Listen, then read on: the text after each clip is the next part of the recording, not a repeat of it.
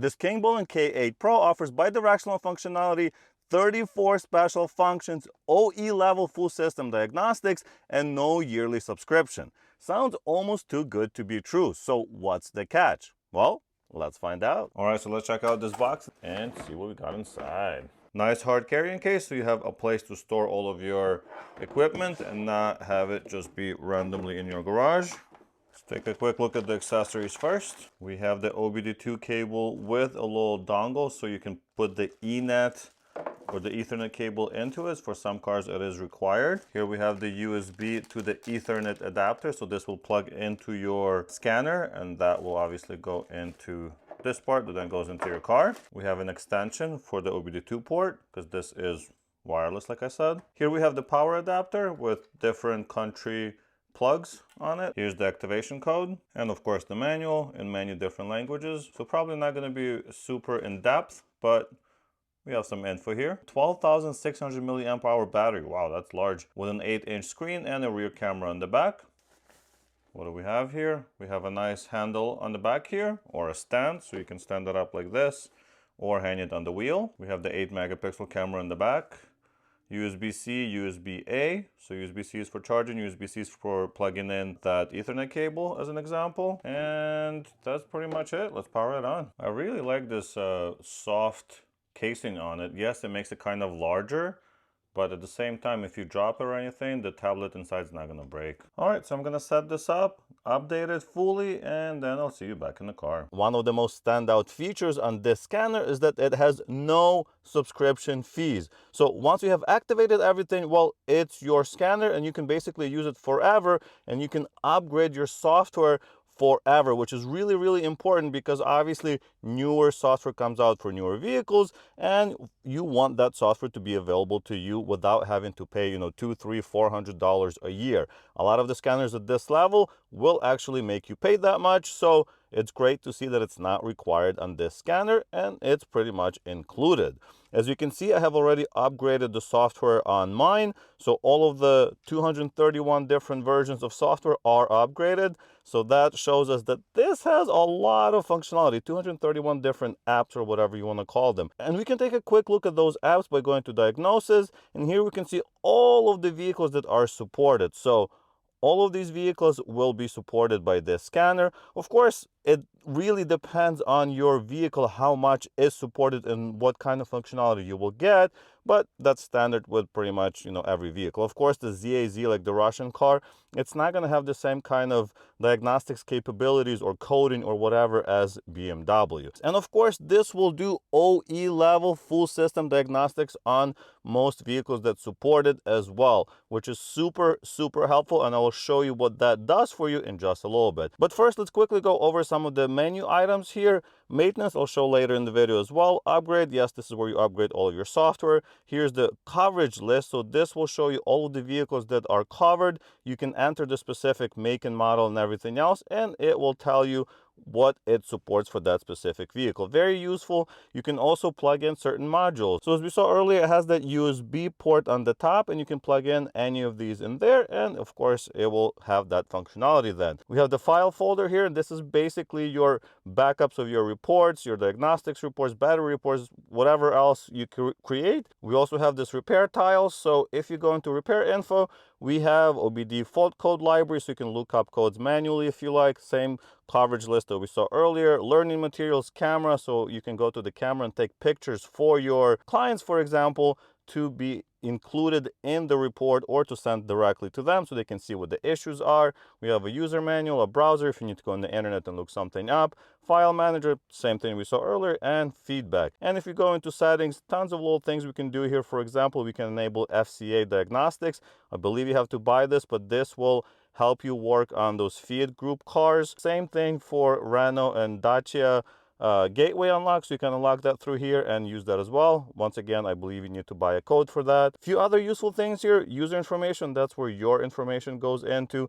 Technicians management, so you can actually add different technicians. So depending on who's operating this equipment, well, you can assign that to a specific technician, and then that will be on the report. Same thing for business information. You can add all of this business information, and that will be on your report. This is also where you can access your screen recording. So if you pull it down like this, you can record. So you can enable this little thing, and this will record your screen. In the settings menu, we have a little bit of technical information, like we have 4 gigs of RAM, 64 gigs of ROM, so storage, and this runs on Android version 10, and you can restore it to factory settings and log out from your account and things like that. And yes, you do have to set up an account for this unit to enable that subscription, which is free. You don't have to pay for it, but you do have to set everything up like that and connect it to the Wi-Fi. Otherwise, this will not work. Now let's scan the car and see what we can actually do. Now there's 2 ways. We can go to diagnosis, like I said earlier, and we can select the vehicle, so BMW or the make, go OK. It's going to connect to the Bluetooth dongle that I have plugged into the OBD2 port on the car.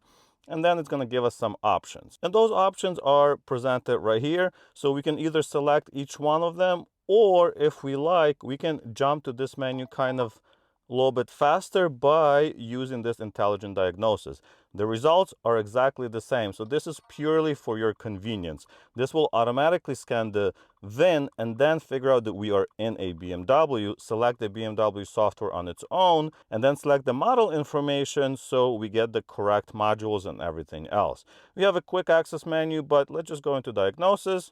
And this is basically bringing us back to that diagnosis tab that we clicked on earlier, except now we have all of the needed information ahead of time. Do notice how quick everything works. So scanning the VIN, connecting everything, getting the information from the vehicle, super quick. And yes, all of this is correct. So I'm going to hit next. And now we have the menu specific to BMWs. We have the health report, system scan, system menu, special functions, common special functions, and coding and programming. I'll go into all of these menu items to show you what they do. But for example, health report, system scan, and system menu, practically the same thing. So system menu, you get to manually choose the module you want to work on. I don't think anybody should do that unless you're working on a specific module that you just need to be scanning and you don't need to scan the entire vehicle. You can also go to system scan. This will scan the entire vehicle, or you can do health report, which also scans the entire vehicle, except it gives you a nice report at the end as well, and it's presented a little bit better. So I think this is the best option for scanning the entire vehicle, getting the idea of what is happening. And notice how quickly it scans. Well, that's due to it using newer protocols such as CAN FD plus DoIP. This is what newer vehicles like BMW, Jaguar, Land Rover, Volvo are using. Of course, this is a big plus because it's future-proofed compared to older scanners. As you can see, we have 17 different codes on this vehicle. Some of them are intermittent, some are permanent. And of course, we can just clear all of them from the entire vehicle, but we'll go into one of the modules first to see how that works on a more granular level. But first, I want to create a report. Here, you can put in the report information, so like shop name and everything else. If you pre-filled it in the settings, you wouldn't have to do that. It would be pre-filled already.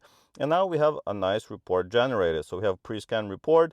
Here are all of the issues. So you can send this to your client and say, hey, here's what's happening with your vehicle. Is this something you want us to work on? And, things like that. Of course, you can print this report, or you can scan this QR code and retrieve it on your phone. Of course, you can just save it and have it on your device as well and share it from here as well. So you can email it or Bluetooth it to a device. Now, let's jump into a module, select this body control module, and see what we can actually do on the module itself. So it pulls up the information for it. And here we have read DTC. So that's what we just saw. Same thing, right? And you can search each code to get more information on it or create a report from here, or we can clear those DTCs. So if you go clear, now it's been cleared, go back to read, looks like 2 of those are remaining. So that's telling us that 2 of those were intermittent codes, and the remaining 2 are actually something to look into. Now, we can also view live data here. So this is super nice to see. As an example, we can go to something like window crank, just select all of them, hit OK. So it shows us that, the window is closed. As you can see, by me lowering the window, it says intermediate settings. So it's in between. So if I'm going to open it all the way, now it says open. And if I close it, it goes back to the closed status. As you can imagine, it has a million sensors, and you can view every single one of them that's reported by the vehicle, of course. If we go back, we can also do actuation testing. So this is that same live data, except we can actually control things. So if we go to open driver side power window function right here, I can activate it. So let me just move the camera a little bit so you can see the window right there. Activate. There you go. We can activate it just like that. And of course, if we go to the closing of power window and activate it, as you can see, it will close on its own. And you can do this for a ton of different items in the vehicle, as I mentioned. So not only can you control windows and the steering wheel and lights and LEDs, you can also enable, for example, the electrical fan on the vehicle. You can trigger injectors. You can run the fuel pump. You can do basically whatever you want using this function. Super, super helpful. Going back to this menu, we also have fault guidance, and this will actually take the codes that we have on this module and find a possible solution or a way to solve the issue that it may have presented. So as an example, we have contact-free tailgate opening. So we can go through these functions and see what that will do. So we can operate it and see if it's actually working, or is the code there for some other reason. We also have freeze frames. So this will show us the codes that are permanent and that have been saved into the vehicle system. And this will show you the state at which it happened. So like timestamp, you can see the seconds. You can translate it, of course, kilometer reading. So at 82,000 kilometers, how often it has happened. So it only happened once, but that shows us how often it happens. So if you see this is happening, a million times, then the issue is continuing to happen. It's going on and off, on and off, on and off. But here it's just showing us that it happened once. So yeah, that's your bidirectional functionality, because you can read codes, you can see live data, as well as control the vehicle using this device. Let's clear out all of the rest of the codes and see what else is remaining on here, and notice how quickly everything is happening. That's what makes this scanner really nice. It's good hardware and it's using those modern protocols. Look, it took what, under 20 seconds to clear all of the codes and rescan the modules. Very impressive. And yeah, we have those 2 codes remaining. All of the other codes that we saw earlier have now disappeared. And to be very clear, this will scan all of the modules that are available on the vehicle. On this specific vehicle, it's 33 different systems. Very useful information. But that's not all. There is a lot more here. So this was our health report system scan and system menu, pretty much the same functionality, but we also have special functions. So if you go to special functions, this is where we get into OE level functions. Of course, it's split out by powertrain, body, and chassis and suspension. You also have, driver assistance and maintenance and pre-delivery checks. It's not as interesting. But if you go to powertrain and, for example, transfer box VTG, I just did this oil change or this fluid change on this vehicle a few months ago, almost a year ago now, actually. Well, you can use this functionality, this OE level functionality, to actually perform this job. So you would go into oil change. If you select this function and run it, it will take you through the steps to open up all of the passages within the transfer box so you can get all of the oil out. And when you're done, you can run this calibration job, which will set up the angle correctly in your transfer box. Super important to do if you want to get the job done right. And as you can see, there's a ton of those. For engine stuff, there's a lot of stuff for the engine as well. We can open up the radiator blind. We can start up the oil circuit. So if you rebuild the engine or replace certain parts, you may want to do that before you run the engine so it builds up oil pressure. We can activate the electric fans, crankcase pressure measurement. I mean, look at all this stuff. Very, very useful. And of course, that's just powertrain. We can go to chassis and suspension. So we can, parking brake. We can start up the parking brake or put it in workshop mode. So if you're doing rear brakes, you need to do that. I mean, look at all of this functionality. We can go to electronic ride height control. So you can do different OE level things with like the ride height adjustment, or check the status values of the system, pressure sensors, vehicle level, compressor cycle. So very, very advanced stuff. Of course, you wouldn't want to mess with this unless you know what you're doing. We also have a lot of stuff in the body modules. So audio amplifiers, safety functions, lighting. So we can adjust the high beams, the ride height adjustment. So since this vehicle has air suspension, it goes up and down, the headlights adjust as well. Well, you can adjust it so it does it right. So yeah, super, super useful. And you can even do stuff like register battery replacement from here, which you have to do on a vehicle like this. And of course, we have some of the common ones that, well, they think are common and useful for you. As you can see, battery matching, steering angle reset, injector coating, sunroof reset, battery coolant replacement. Now, the last one is coding and programming. Now, this one you have to definitely be very careful with. You don't want to mess anything up. But if we go to coding, this will show us the latest software that this scanner has, which is going to be this target data status, which is S18A25.